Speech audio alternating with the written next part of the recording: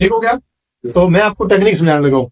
अब हम यहाँ से आए हैं, ये ग्राउंड है हमारे, यहाँ पे हम आके खड़े हो गए हैं। ठीक, अब हमारी गाड़ी का रुख बिल्कुल सीधा है। ठीक है, आपने सबसे पहले गाड़ी के फ्रंट में जाके गाड़ी का शेप देखनी है गाड़ी की। अगर आपकी ये गाड़ी है, ये और ये, तो आप इसकी शेप देखो इधर से, इसकी शेप के बराबर को कौन रखो, ये पहले ये वाली। ठीक है जी, ये हो गई है, और इस शेप के बराबर यहाँ पे रखो।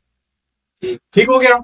अब आपने इसके मुताबिक ये गाड़ी खड़ी, इसके मुताबिक पीछे आ जाओ। अगर आपने सीधी करा लेनी है तो यहाँ पे बिल्कुल बराबर रखो, कौन बराबर। ठीक है जी।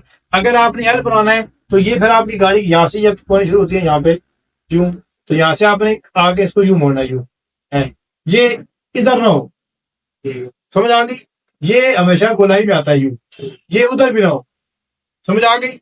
एल आपका किस में आएगा, गोलाई में, यूं है यहाँ पे, समझ आ गई है।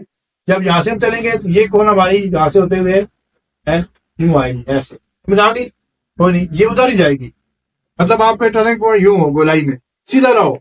एल जो होता है वो सीधा नहीं होता, बल्कि वो, क्योंकि गाड़ी को गोल गोलाई में मुड़ रहा है। ये तो इधर ये गाड़ी यहाँ खड़ी और साथ ही इसको अगर हम इसको कौन को यूं, यहाँ पे लोग फेल क्यों होते हैं इस जगह पे, क्योंकि उन्होंने कौन ये यहाँ यूं सीधी रखी हुई है।